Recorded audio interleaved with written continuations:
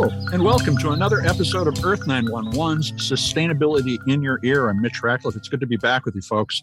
We're here to talk about a really pressing issue. The electrification of the economy depends on reliable access to a collection of valuable but environmentally damaging metals, including lithium, cobalt, nickel, and manganese. If we can recycle these things, we can continue to develop an electrified economy without doing as much damage to the environment. And so it's critically important. Our guest today, Megan O'Connor, is the co-founder and CEO of Nth Cycle. It's a Beverly, Massachusetts-based startup poised to disrupt the metal recycling industry with an electro-extraction system. The Nth Cycle process can handle up to 5 tons of material each day and in a very compact facility, only about 1,000 square feet, which is roughly half the size of the typical retail storefront. That means, in theory, that materials could be recycled near the source and even potentially reused locally. The technology also will help to extract more metal from ores and post-processing wastes that have been discarded by mining and smelting companies for decades. So Nth Cycle recently took second place in TechCrunch's Startup Battlefield competition, which is a very significant accomplishment and has raised $4.5 million. You can learn more about Nth Cycle, which is NTHCYCLE, nthcycle.com. Megan, welcome to the show. How are you today? Hi, Mitch. Great. Thank you so much for having me on today. Well, the reason that this caught my attention was recycling is usually a very messy, capital-intensive business that requires a lot of land, but your approach seems to break the mold. How does the Nth Cycle system work? That's a great question. And that is exactly what I saw and the reason why I decided to go down this path and develop a technology, because you're right, it is very capital intensive generally to recycle materials. And that was very, one of the things that was actually deterring people from recycling, especially in the electronic sector where all these batteries are. And so the way the Nth Cycle technology works, I like to think of it as an electrified Brita filter. So it is a carbon filter that filters water that we figured out a way to safely electrify. And by pushing different electrical currents across that carbon filter, where we're filtering out these different battery metals, we can actually select and remove copper, cobalt, nickel, manganese, all the really, again, valuable critical materials that we're going after very selectively to then get them back into the supply chains for remanufacturing. So you're using water and carbon to do this filtering. There's no chemicals involved? Very, very few chemicals, and we can actually recycle them 100%. So it's a very, very closed loop chemical process, we call it. Okay, so no byproducts that are polluting. That's great. Now, the other big part of this is the capital required to get started. How does this compare to traditional recycling processes in terms of just the upfront cost of starting to do it? So the technology that they use today for refining materials in general costs anywhere from $500 million to set up these facilities, anywhere up to $1 billion. So they are, a massive investment. And the U.S. really hasn't invested in any of that infrastructure over the past 50 years, which is why it's so hard and so expensive for us to recycle here, is because we actually have to ship all of that material overseas to be recycled, where they actually did invest in these, again, massive refining or recycling facilities. that speaks volumes about the nature of U.S. policy. But, just taking the shipping out of the equation is an incredible benefit in terms of carbon impact. How local can recycling really be, particularly when you think about where the material is going to go back into use when you're talking about batteries and electronics? Is it feasible in an environment where things may be 3D printed on demand right near the customer to think about keeping a local circular economy in these metals? Absolutely. And that's actually where most of the scrap materials like batteries and cell phones and things end up, are at very local collection facilities. And these folks, right, are generally family-owned businesses that have been around for a couple decades, collecting this scrap, trying to get as much value out of it as we can. But again, they don't have and never had to have the capacity to chemically recycle these materials into the individual metals, which again is what Nth Cycle is trying to do and help them with. So we can actually go on site, help these folks chemically extract the materials in a much safer way so that we can then reuse them right in that same area. So we don't, again, have to transport them across overseas or even across the country to be able to reuse those materials. So is your business model predicated on operating recycling facilities or providing the equipment and services to recyclers? Great question. So we actually go and own and operate our assets on site. So provide more of a service to these customers, again, who simply collect the material and don't necessarily have the background or the capacity to be able to recycle them themselves. So that's the true service value we bring. Now, just thinking about these local facilities, how many people does a typical installation employ, just in terms of thinking of local economic benefits? Yes, absolutely. And that's something we thought a lot about. So with just our system alone, we plan to hire at least 2 to 5 people per system we put on site. So the way that our technology works is we can actually, because it's so small and modular, we can add units in parallel to accommodate larger feedstocks as the market grows, or if we go after larger projects, say in the mining space. So we plan to really invest the time and the resources there to increase the jobs around the site. So are you going to open dozens of facilities, hundreds of facilities? What's your growth plan look like?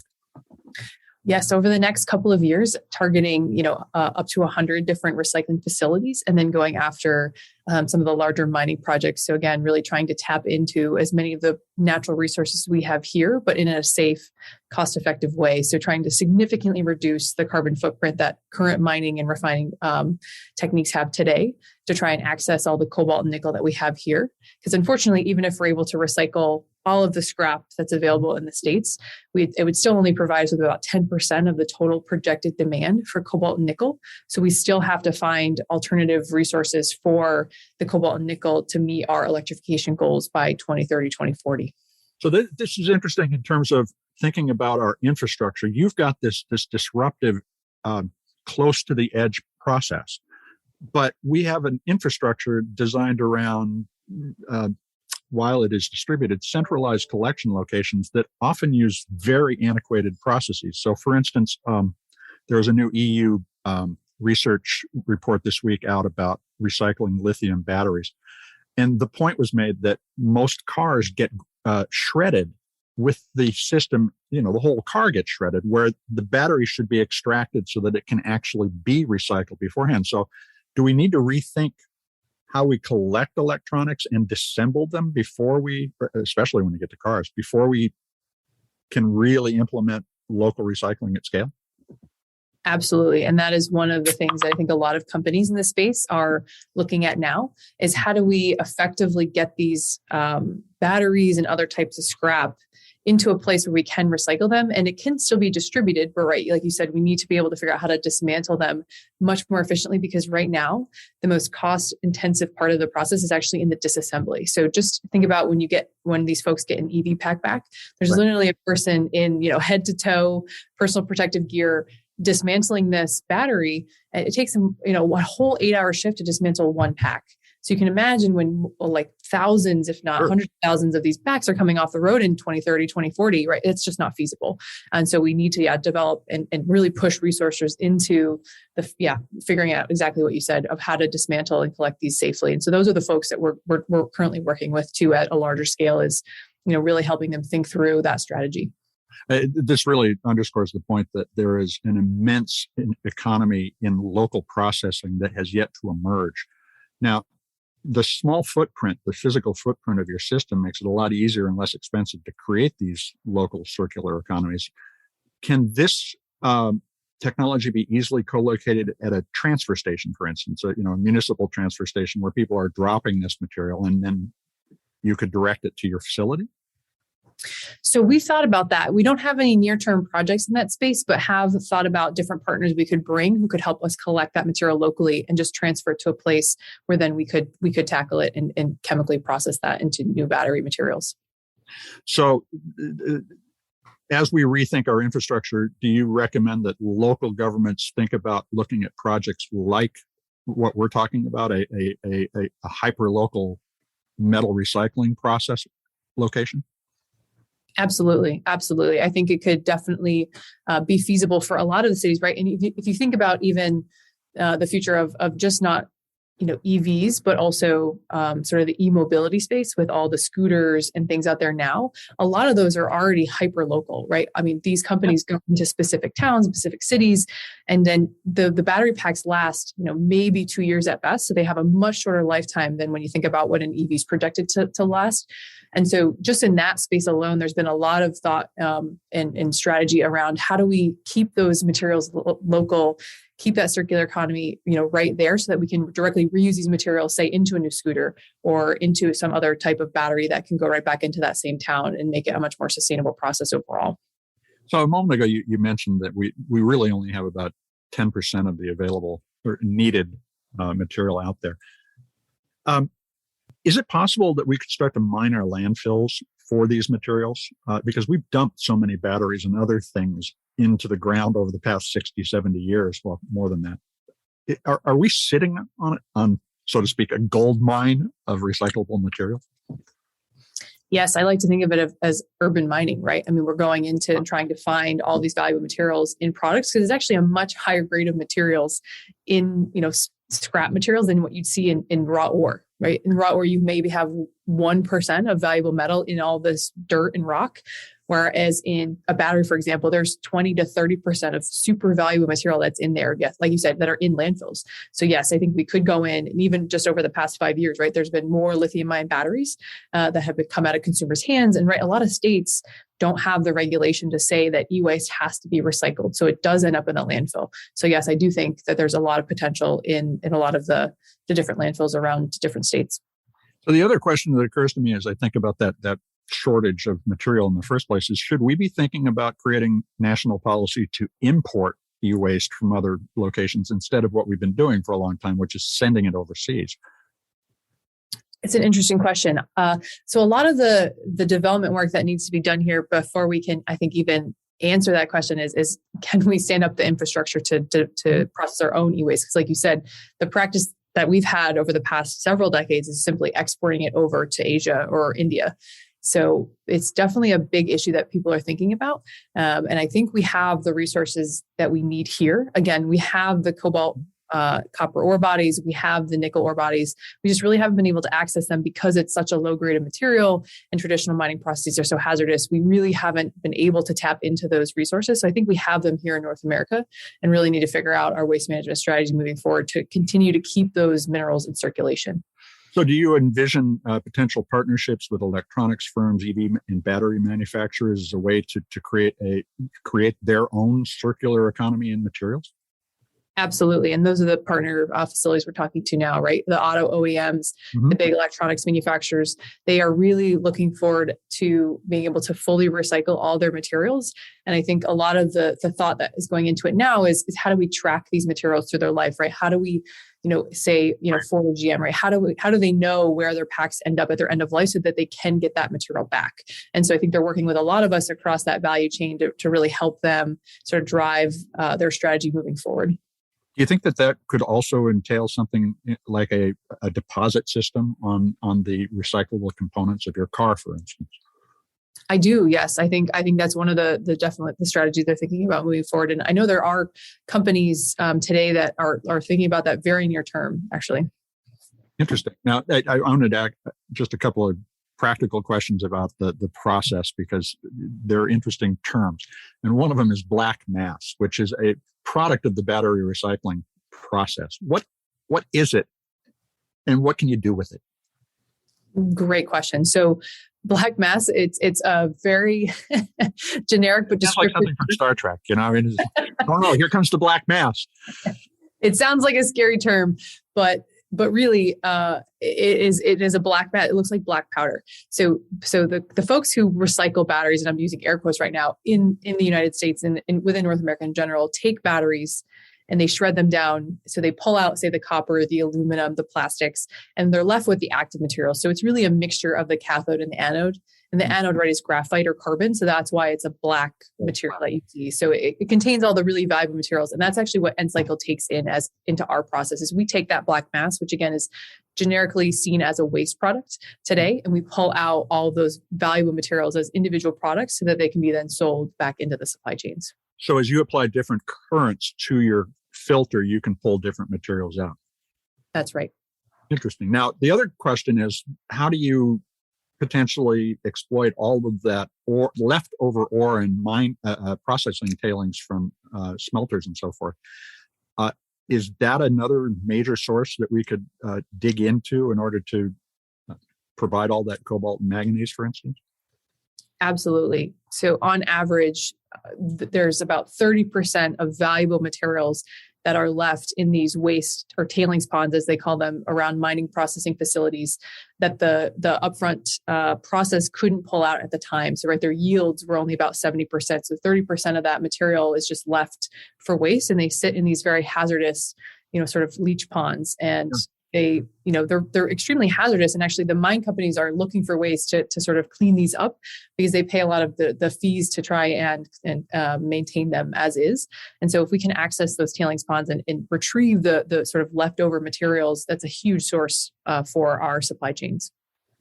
Now, I lived near a former copper smelting location. It was actually at one point the largest Superfund project in the United States. And there is an entire neighborhood built on slag.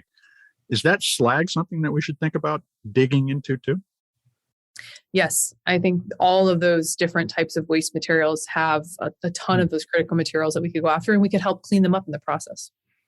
So the last thing I want to talk to you about a little bit is that, you've done something really interesting here. You started Nth Cycle immediately after completing your PhD.